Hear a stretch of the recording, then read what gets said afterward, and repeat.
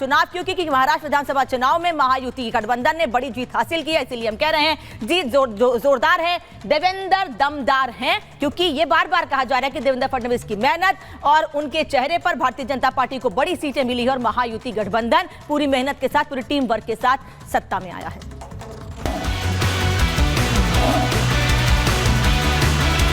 मैं आधुनिक अभिमन्यु हूँ, चक्रव्यूह को भेदना जानता हूँ। हमने चक्रव्यूह को भेदा है। हमारी जो पूरी टीम है, इस टीम ने इस विजय को लाया है।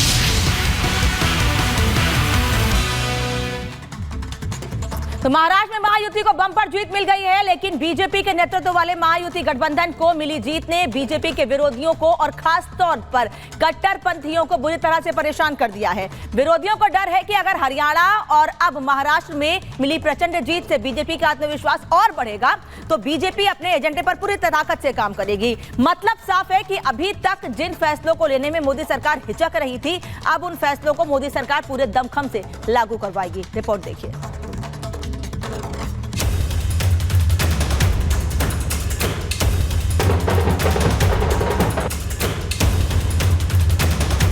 पीएम मोदी और सीएम योगी के नारों ने महाराष्ट्र की प्रचंड लहर में अपना अहम योगदान दिया, लेकिन महाराष्ट्र की जीत का महानायक बनकर कोई और उभरा है, तो वो है डिप्टी सीएम देवेंद्र फडणवीस।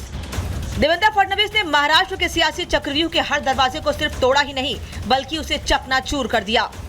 मैं आधुनिक अभिमन्यु हूँ, चक्रव्यूह को भेदना जानता हूँ। हमने चक्रव्यूह को भेदा है और ये कोई मैं पहले भी कह रहा हूँ, वापस कह रहा हूँ, इस विजय में मेरा बहुत छोटा उसमें मैं समझता हूँ कि सहभाग है। एक ये हमारी जो पूरी टीम है, इस टीम ने इस विजय को लाया है। महाराष्ट्र चुनाव में आए अप्रत्याशित नतीजों ने कांग्रेस और महाविकास आघाड़ी की नींद उड़ा दी है। जिस तरह से महाराष्ट्र में महाविकास आघाड़ी केवल 49 सीटों पर सिमट कर रह गई, उससे कई नेताओं के तो राजनीतिक करियर पर ही सवाल उठ रहे हैं। इससे भी बढ़कर बीजेपी के विरोधी और कट्टरपंथी इसलिए भी परेशान हैं, क्योंकि महाराष्ट्र चुनाव का असर अब देश की राजनीति पर भी पड़ेगा। और वो कैसे पड़ेगा, वो भी हम आपको 5 पॉइंट में बता रहे हैं। पहला, वक्फ बिल समेत अन्य विधेयकों को मिले गिरफ्तार। माना जा रहा है कि महाराष्ट्र चुनाव में मिली जीत के बाद मोदी सरकार का आत्मविश्वास कहीं न कहीं बढ़ा होगा, जिसके बाद मोदी सरकार अब पूरे आत्मविश्वास के साथ वक्फ संशोधन विधेयक पर आगे बढ़ेगी और वक्फ बोर्ड की मनमानी को पूरा दमखम लगाकर रोकेगी।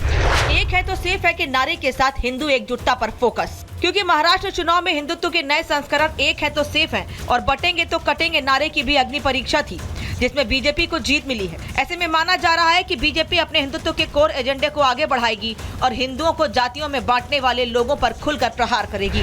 बीजेपी का कांग्रेस पर सीधा दबदबा। जो बीजेपी लोकसभा चुनाव के बाद से दबाव में थी और कांग्रेस लगातार ये कह रही थी कि बीजेपी से लोगों का मोह भंग हो रहा है, वो कांग्रेस हरियाणा के बाद महाराष्ट्र में हुई सीधी लड़ाई में बीजेपी से चुनाव हार कर बैकफुट पर आ गई है। और यह चुनाव जीतकर बीजेपी ने सिद्ध कर दिया है कि लोकसभा चुनाव में इंडी गठबंधन का तुक्का लगा था और बीजेपी के खिलाफ लोगों में कोई नाराजगी नहीं है। कांग्रेस के वर्चस्व में आई कमी। महाराष्ट्र में कांग्रेस के बुरे प्रदर्शन का असर ये भी पड़ा है कि कांग्रेस को ज्यादातर सीटों में मिली हार ने इंडिया गठबंधन में कांग्रेस के नेतृत्व को कमजोर कर दिया है।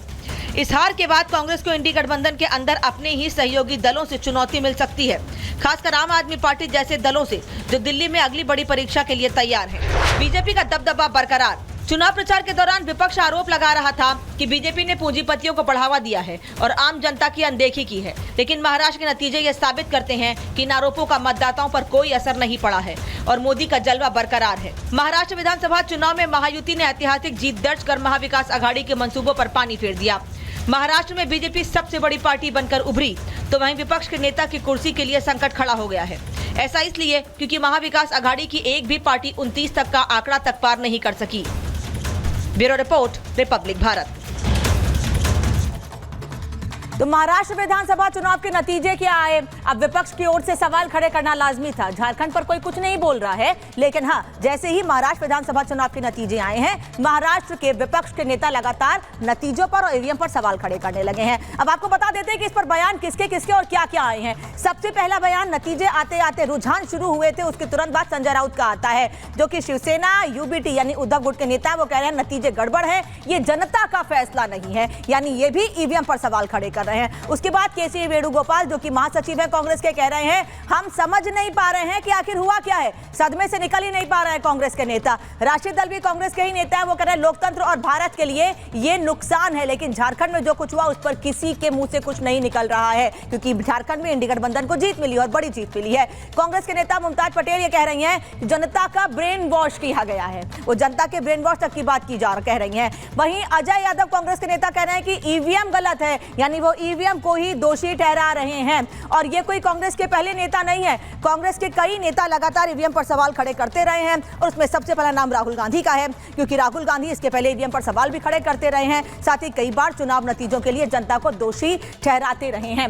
वही बता दें आपको कि इस वक्त मेरे दो सहयोगी मुंबई से अलग अलग जगहों से जुड़े हुए हैं, उनका रुख करते हैं और जान लेते हैं कि बैठकों का दौर लगातार जारी है, क्या मंथन हो रहा है, क्या बातचीत की जा रही है। प्रगति और कोमल इस वक्त साथ में जुड़े हैं। प्रगति, पहले आपके पास आऊंगी, आप कहां पर इस वक्त मौजूद हैं और जो बैठक हो रही है उसके बारे में अपडेट दें, कुछ निकल कर सामने आ पा रहा है कि बात किस सीट पर की जा रही है, कि कौन सा मंत्री कितने मंत्री किस पार्टी को दिए जाएंगे, इस पर कोई बातचीत हो रही है?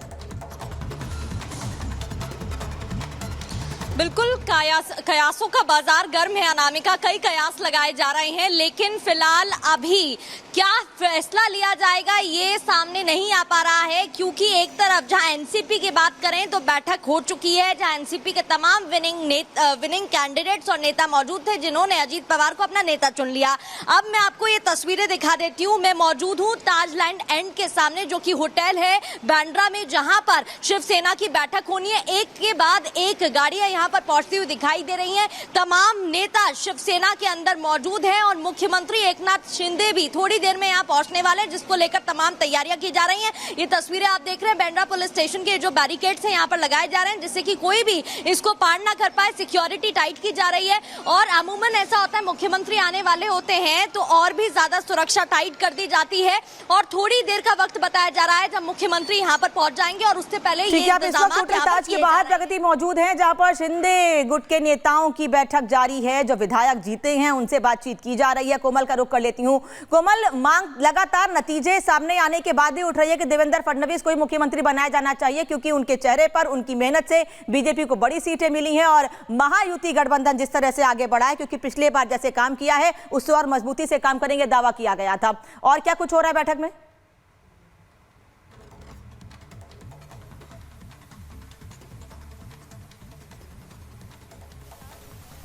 कोमल की आवाज मुझ तक नहीं पहुंच पा रही है, मैं प्रगति का रुख कर लेती हूँ। एक बार प्रगति बहुत संक्षेप में बताइएगा, बैठकें लगातार जारी हैं, बैठकों का दौर दोनों तरफ हर तरफ से हो रहा है, क्योंकि कल ये बताया जा रहा है कि उद्धव गुट की भी बैठक बुलाई गई है, उसमें भी समीक्षा की जाएगी हार पर।